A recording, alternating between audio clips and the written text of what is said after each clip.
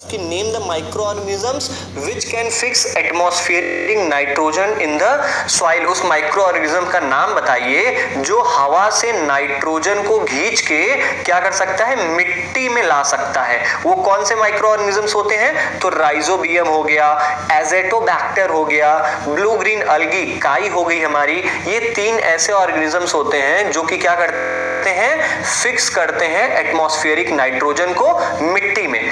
I think आपको ये भी समझ में आ गया होगा। 7वां नेक्स्ट क्वेश्चन चलते हैं, ये हमारा 7th क्वेश्चन एक बार पढ़ लेते हैं। इसमें क्या है, 10 lines on the usefulness of microorganisms in our life. हमारी जिंदगी में माइक्रो ऑर्गेनिजम्स का क्या रोल है, इनका यूज क्या है हमारी लाइफ में, इस पर हमें 10 लाइन लिखना है। तो चलिए शुरू करते हैं। पहला यूज क्या है हमारा, लैक्टोबैसिलस। लैक्टोबैसिलस एक ऐसा माइक्रो ऑर्गेनिजम्स है जो कि दही बनाने के काम आता है, तो पहला हमारा यूज हो गया। दूसरा यूज क्या है हमारा, राइजोबियम। राइजोबियम एक ऐसा माइक्रो ऑर्गेनिजम्स होता है जो कि पौधों के जड़ों में फिक्स होता है, जैसे हमारा दाल का खेती हो गई, इन सब पौधों में राइजोबियम पहले से ही उनके जड़ों में रहता है।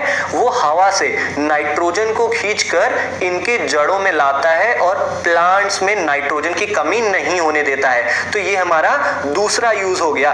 तीसरा यूज क्या है, microorganisms are also used in wine making, baking, pickling and other food making processes. Microorganisms का यूज कई खाने वाली चीजों में भी होता है, जैसे वाइन दारू बनाने में, बेकिंग बिस्किट हो गया, ब्रेड वेड बनाने में हमारा माइक्रो ऑर्गेनिजम्स का ही यूज होता है, पिकलिंग अचार बनाने में, या बहुत सारे ऐसे फूड आइटम्स हैं जिनको हम माइक्रो ऑर्गेनिजम्स की मदद से बनाते हैं। जैसे हमारी दही हो गई, ये भी लैक्टोबैसिलस इसमें काम करता है, तभी तो दही बनती है। नेक्स्ट क्वेश्चन देख लेते हैं, अल्कोहलिक फर्मेंटेशन। अल्कोहल भी किस चीज की मदद से बनता है, ईस्ट की मदद से बनता है, तो ये भी हमारा एक यूज हो गया।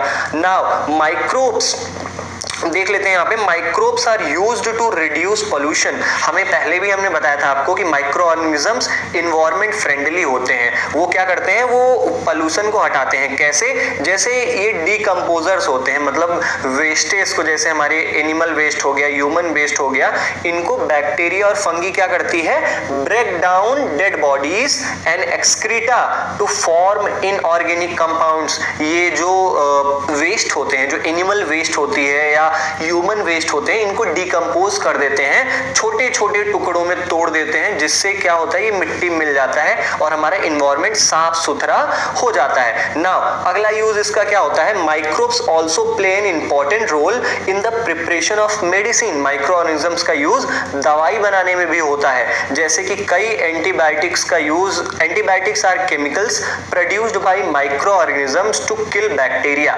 अब एंटीबायोटिक एक ऐसी दवा है जो कि केमिकल की मदद से बनती है और माइक्रो ऑर्गेनिजम्स जैसे कि बैक्टीरिया को मारने के लिए यूज होता है।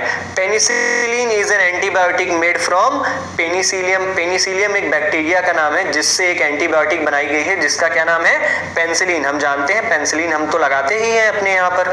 नाउ आगे क्या है, bacteria present in our intestine helps in proper digestion and release vitamin B which is absorbed by intestine. हमारे इंटेस्टाइन, हमारी आंतों में ना एक ऐसा बैक्टीरिया यूज होता है, एक ऐसा बैक्टीरिया प्रेजेंट रहता है जो कि खाना को पचाता है और विटामिन बी को भी रिलीज करता है, जो कि वापस इंटेस्टाइन जो हमारी आंतें हैं वो उसे एब्जॉर्ब कर लेती हैं, डाइजेस्ट कर लेती हैं। अब आगे क्या होता है, मेनी वैक्सीन, कई टीका जो होते हैं, वैक्सीन जो होते हैं, जैसे पोलियो का टीका हो गया और HIV का टीका हो गया, are prepared from microorganisms. ये सारी चीजें माइक्रो ऑर्गेनिज्म की मदद से बनाई जाती हैं और ये जो दवाइयां होती है ना, आर गिवन टू चिल्ड्रन, बच्चों को दिया जाता है ताकि उन्हें फ्यूचर में कोई बीमारी ना हो। जैसे 2 बूंद जिंदगी की 5 साल से कम एज वाले बच्चों को दिया जाता था ना, तो वो भी माइक्रो ऑर्गेनिज्म की मदद से बनाया जाता है।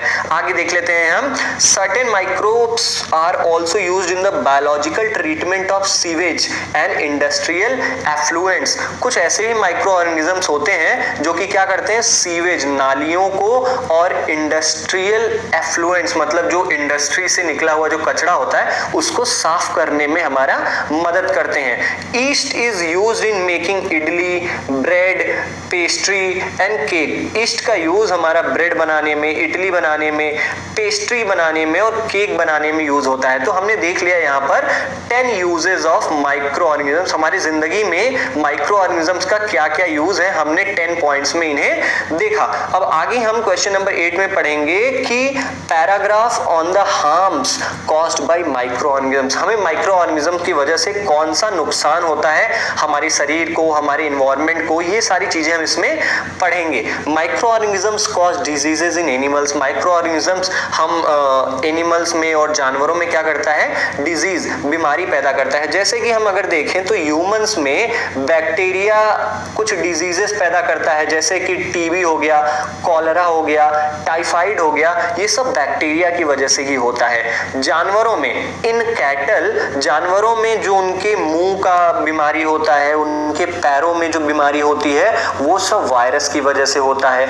ऑल्सो सेवरल माइक्रोब्स, और कुछ ऐसे भी माइक्रो ऑर्गेनिजम्स होते हैं जो कि पौधों में भी बीमारी पैदा करते हैं, जैसे कि the productivity of wheat, orange, apple etcetera is reduced due to the microbial diseases in plants. और जैसे कि हमारा जो गेहूं की खेती हो गई, संतरों की खेती हो गई, सेब की खेती हो गई, अगर इसमें माइक्रो ऑर्गेनिजम्स लग जाते हैं ना तो क्या होता है, इनके प्रोडक्शन में इफेक्ट पड़ता है। इनका जो प्रोडक्शन होता है वो पूरी तरीके से नहीं हो सकता। जैसे जहां पर 2 किलो सेब उगना था वहां पर 1 ही किलो